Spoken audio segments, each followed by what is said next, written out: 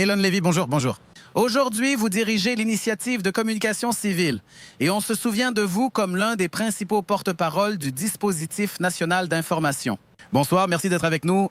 Merci, je vais bien. Écoutez, la question est de savoir ce que... Regardez, le monde nous soutient ainsi que l'accord, tout le monde est satisfait. Certes, on compare nos otages revenus à la fin de la souffrance à Gaza, mais quel degré de légitimité ou d'attention la communauté internationale accorde-t-elle à cette situation, qui n'est pour elle qu'une nuance, alors que pour nous, cela pourrait justifier de reprendre la guerre? Et moi? Je dois dire que les médias, la couverture médiatique est très émouvante ces derniers jours. Tout à fait. Après 2 ans où on nous a vraiment déshumanisés à chaque occasion, où on nous cherche des cornes, enfin refléter les visages humains, vraiment la joie et la fierté que nous voyons ici dans le peuple, c'est très émouvant. Regarde, l'État d'Israël se trouve justement, du point de vue de la communication, dans une excellente position. Pourquoi? Depuis 2 ans, nous subissons une pression internationale pour stopper la guerre, surtout depuis le 7 octobre. Soudain, c'est nous qui insistons sur l'application totale d'un plan de paix. Nous parlons de paix, d'autres non, peu importe. Le président Trump présente son plan comme un accord de paix. Nous insistons sur sa mise en œuvre totale. Et c'est excellent parce que ça renvoie la balle dans le camp du Hamas. Est-ce que ça va nous aider jusqu'au bout? Non. Nous savons déjà qu'Israël sera sous pression pour faire des concessions ici, en aide humanitaire, en reconstruction. Ici, vous ferez entrer du ciment, là, vous ferez entrer du ciment, et tout ça. L'État d'Israël est désormais à l'écoute. Nous avons cédé, mis fin à la guerre, mais il reste des attentes, déjà signées par presque tous. Elon Lévy, tu as dit que nous avons eu une couverture très négative. Les images de Gaza ont vaincu toutes nos tentatives d'expliquer la justesse de notre action là-bas. Et ma question, suite à la couverture très chaleureuse et favorable des dernières 48 heures, est-ce que cela peut vraiment effacer l'image si négative qui nous colle à la peau?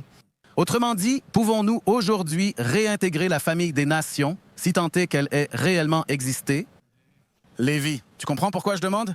Si nous ne sommes plus des criminels de guerre qui essaient à chaque instant de toucher le fond. Moi, Je comprends, mais seulement 24 heures de couverture à essai. Des enfants étreignant leurs parents pendant 24 heures de couverture ne feront pas oublier 2 ans de propagande dépeignant les Israéliens comme pires que les nazis. On a tenté ici d'accuser Israël de génocide. Vous voyez ce que c'est? Il y a tout un courant politique, complètement effacé chez nous, qui est convaincu qu'Israël est un État paria, qui a commis les crimes les plus graves au monde. Mais allons... Attends, une seconde. Même là-dedans, il y a des nuances.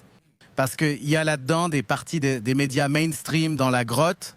Ils déclarent vouloir nous soutenir, incapables de rester indifférents aux images de massacres d'enfants à Gaza. Et moi, c'est ce qui m'intéresse, c'est eux, pas les pro-palestiniens qui veulent nous anéantir. Est-ce que ce centre-là, oui, le citoyen moyen à Londres, à New York, à Los Angeles ou à Berlin, peut encore passer de notre côté, éprouver de l'empathie pour nous, être en sympathie avec nous, maintenant que c'est fini? En résumé, l'analyse de l'opinion publique mondiale montre un camp pro-israélien élargi pendant la guerre, un camp pro-palestinien également élargi, des personnes neutres et d'autres indifférentes. Ces zones-là se sont réduites, mais elles existent toujours. Et plus l'État d'Israël peut expliquer quelle est la partie qui cherche la paix, que nous sommes ceux qui veulent mettre fin à la guerre et élargir le cercle de la paix, il y a là une opportunité énorme. Malheureusement, l'histoire de Gaza n'est pas terminée. Nous devons maintenant expliquer au monde ce qu'est le Mabam.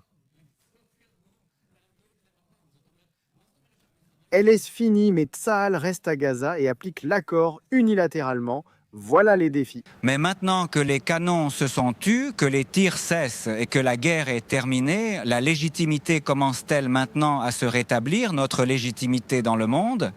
Notre légitimité se rétablira dans la mesure où nous insistons sur l'application d'un accord de paix. Nous ne pouvons pas, tu vois. Il va y avoir maintenant une pression sur Israël pour céder ici, céder là, sur la question humanitaire, sur la question de l'entrée des marchandises. L'État d'Israël ne peut pas être dans une position où d'un côté, il n'y a pas de reconstruction à l'intérieur de la bande de Gaza, et de l'autre, on nous accuse d'être d'une certaine manière les problématiques avant même la reconstruction. Il n'y a plus d'image de mort à l'intérieur de Gaza, n'est-ce pas?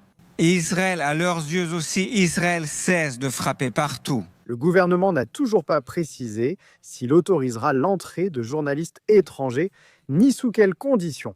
Ces journalistes souhaitent venir couvrir les ruines et les récits des habitants. C'est-à-dire, l'histoire de la couverture de la souffrance à Gaza n'est pas encore terminée, surtout quand ils reviendront et qu'il n'y aura vraiment pas de maisons où retourner. Et ces maisons ne seront pas reconstruites tant que le Hamas ne renoncera pas au pouvoir.